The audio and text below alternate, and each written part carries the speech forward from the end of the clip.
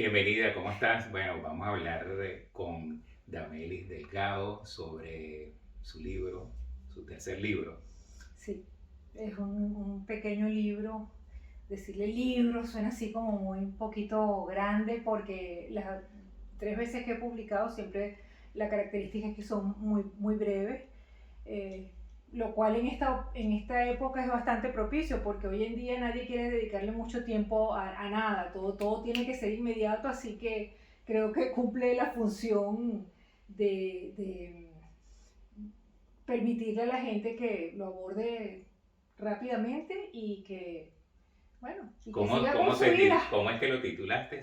El abaco roto. Vamos a mostrarlo. Bueno, a mí me fascina la portada, me parece que ya es interesante, ¿no? Y bueno, lo leí, me gustó un poquito, digamos, pensar que eres una persona existencialista, quizás viendo el libro y viendo y recordando nuestras conversaciones, me parece que era una persona que se enfrenta a sí misma, que se enfrenta a la vida, a lo que sucede en los lugares de trabajo, en la calle, y, pero en cierta forma pienso que también hay algo en este libro de Amelis, la que se fue de Venezuela. Hay mucho, hay mucho porque si bien es cierto que sí, soy una persona que me enfrento a muchas cosas, en el prólogo lo dice muy bien la persona que lo escribe, Óscar Fábrega, eh, que él dice que somos básicamente unos seres sintientes, ¿no? Y realmente yo creo que soy una persona extremadamente sensible. A mí, creo que te lo he comentado en otras ocasiones, a mí los ruidos muy altos, los olores muy fuertes, mucha gente y últimamente pues cada vez me siento más sensible, soy como hipersensible, ¿no? Y eso por supuesto que condiciona todo lo que yo hago y condiciona la escritura. Ahora, ahora bien, claro, dentro de este es un libro escrito en 3 partes, está hecho en 3 partes. La primera se llama Relatos uno y se refiere a un conjunto de historias relacionadas con los sueños. La segunda son relatos también que tienen más que ver con la realidad porque son cosas o que he escuchado o que he visto o que he vivido, pero claro, siempre se le añade un poquito de ficción para que la historia sea redonda. Y termina con unos poquitos poemas, porque también escribo poesía. De hecho, los primeros 2 libros que yo publiqué hace 30 años eran unos libros de poesía. Me he tardado 30 años más porque, aunque escribo muchísimo, soy bastante perfeccionista y creo que corrijo demasiado. Este libro originalmente era el doble de tamaño, pero lo corregí tantas veces, incluso estando en la imprenta, que ya llegó un punto que no lo puedo corregir más. Mi hija me reclamó, mamá, ¿qué pasó? Yo le digo, bueno, lo corregí, lo seguí corrigiendo. Pero tú no crees que, o sea, pues, yo lo veo como un libro, por supuesto que desde mi punto de vista no tiene un género, la persona que lo escribió necesariamente, no muestra que tiene un género, o sea, no podría haberlo escrito un hombre, no necesariamente una mujer o viceversa. Y tampoco lo ubico en el espacio exactamente, o sea, no es es algo como universal. Se nota que hay en algunos momentos pues se sabe que estás en Europa o que estás de tránsito, pero no es un libro que se podría decir es caraqueño, por ejemplo. No, pero sí está Venezuela.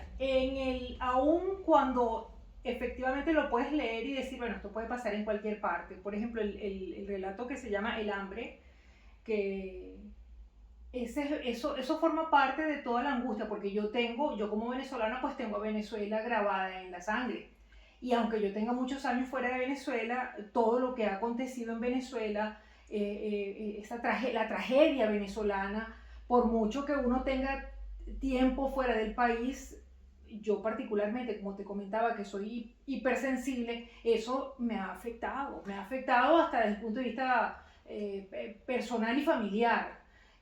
Entonces, tú sabes la historia, ¿no? Yo tengo un sobrino que Lo veo también reflejado ahí, sí, pero sin embargo, sí, digamos, el que no conoce tu historia, Esa precisamente, por ejemplo, el hambre una forma quizás un poco surrealista o muy simbólica de lo que está ocurriendo en Venezuela, pero también ocurre en muchísimos lugares y también lo puedes trasladar a trabajos, lo puedes trabajar a sociedades en las cuales tú de alguna forma eres chantajeado. O sea, se encuentra un poco esto de el engaño y que a veces es mejor no recibir y terminar la historia sin tener que llegar a comer por vendiéndose, ese tipo de cosas. O sea, yo lo veo bastante universal. Tu lenguaje me parece que le da la universalidad. Claro, Y nosotros sabemos en el contexto, cuando sabemos claro, quién eres tú. claro, claro. Pero hay también una cosa que como se refleja, hay mucha simbología. Y por eso es que lo puedes juxtaponer en otras Sí, situaciones. Porque más que es una historia que está construida en cosas que pueden suceder, pero que pueden suceder en cualquier parte. Y por eso es que detrás de muchos de los relatos hay mucha simbología. Ese que se llama Perdidos, por ejemplo, con el que se abre el libro, ese es un libro que ese es un relato muy, muy simbólico, ¿no? Que tiene que ver con lo que uno quiere, con lo que uno tiene que tener cuidado con lo que quiere, con lo que quiere.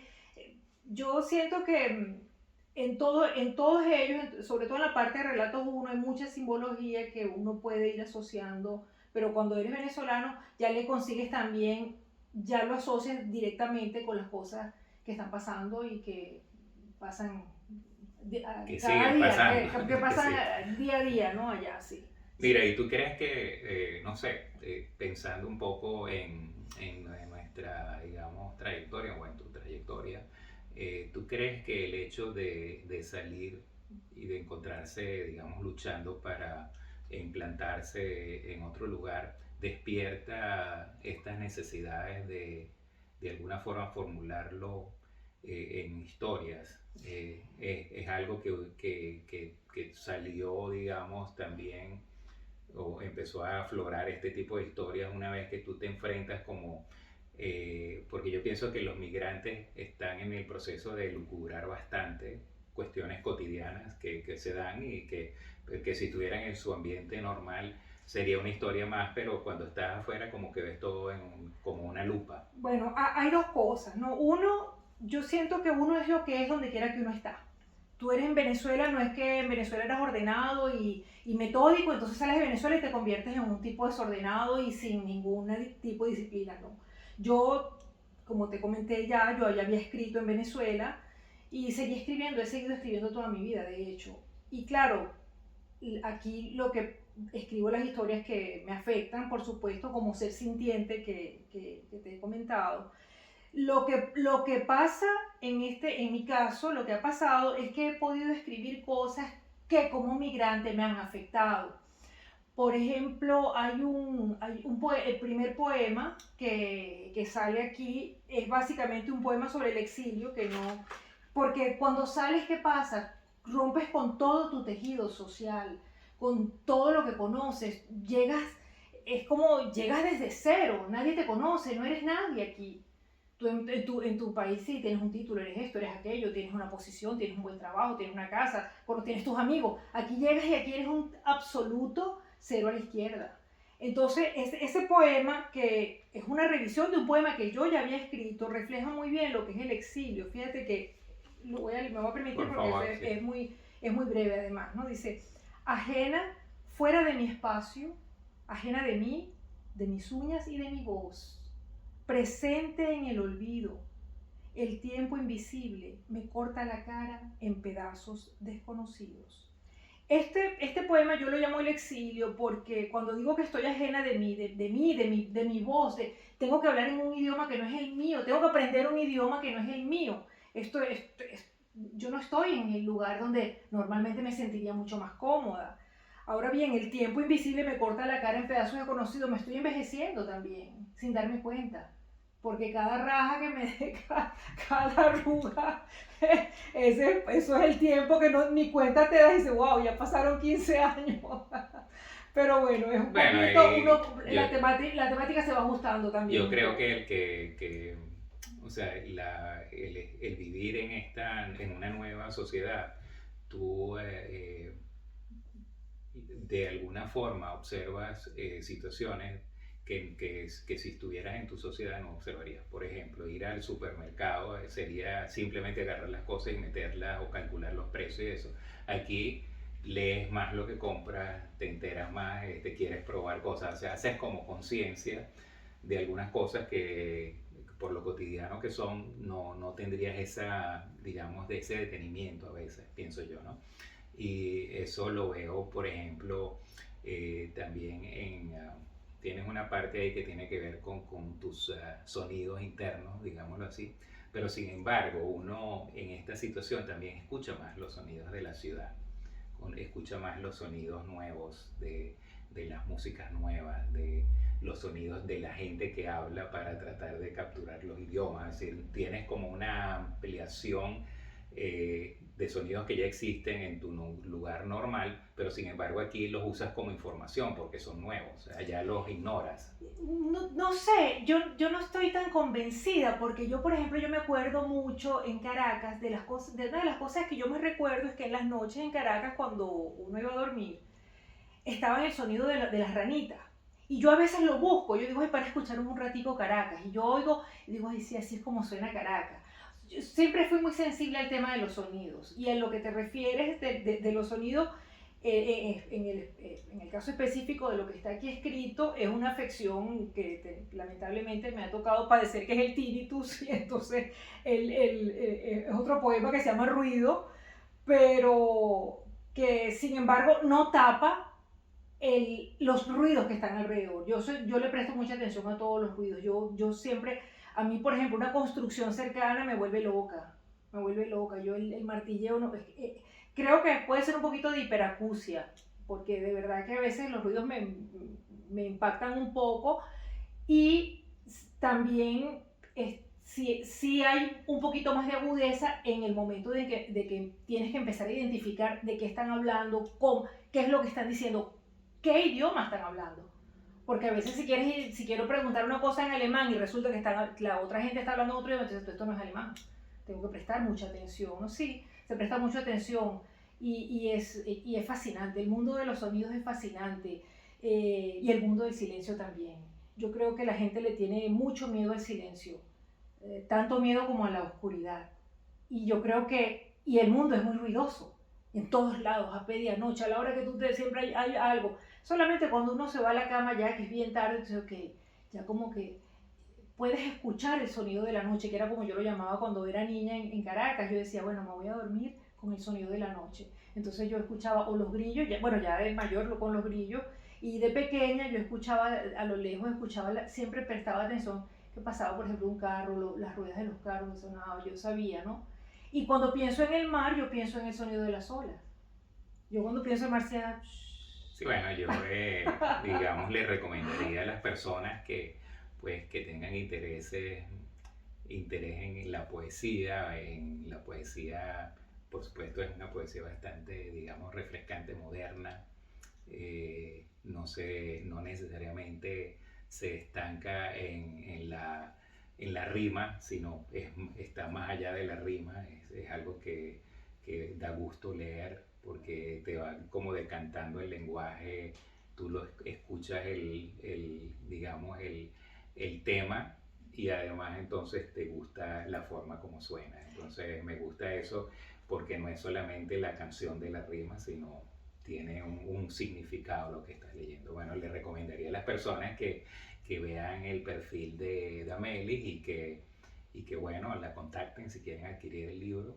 Bueno, ahí van a ver la dirección de Instagram, lo ponemos, ¿no? Sí, Sí, ahí se puede ver. y bueno, te felicito realmente, Gracias, esperando Juan. que continúe tu labor de escritora y que podamos compartir más de lo que piensas y de lo que fluye de tu persona. Muchísimas gracias. Quería hacer una última acotación con respecto a los versos. Los versos libres tienen esa posibilidad preciosísima de expresar tantas cosas y no preocuparte mucho con la rima, aunque pues, escribo con rima también. Pero definitivamente el verso libre precisa, y lo bonito es que incluye la palabra libre, que puedes decir todo, es es como un río que va y te deja el mensaje y bueno, si lo agarras, No, eso, yo pienso que tienes, no tienes compromiso con que concluya de una forma tal, sino que tienes esa libertad, pues así es, tienes, porque a mí me parece que lo bonito de tus versos es que eh, llegas a dejar el mensaje completo, o sea, no se pierde en la forma. no se pierde la forma, Sí. sí, sí. Bueno, te agradezco que me hayas dado la oportunidad de hablar sobre tu libro y bueno, felicitaciones. Muchísimas gracias por invitarme, Jorge. Muchísimas gracias. Tú sabes que yo soy un poco cuidadosa, un poquito temerosa con el uso de las redes, porque a veces pueden ser apabullantes. Pueden Lo ser, está también en tu libro. sí, pueden ser un poquito apabullantes, pero creo que es una oportunidad bonita de invitar a la gente a que lea una cosa diferente, muy breve, lo pueden leer de una estación desde Spittelao a Westbahnhof, digo yo, pero no es tan rápido. Creo que lo tienen que Bueno, leer un poquito más largo. de esas cosas que hay que leer y releer. Así es, así es. Muchísimas Bueno, gracias. te agradezco y te doy Gracias, Jorge, gracias, lo mejor para tu libro. gracias.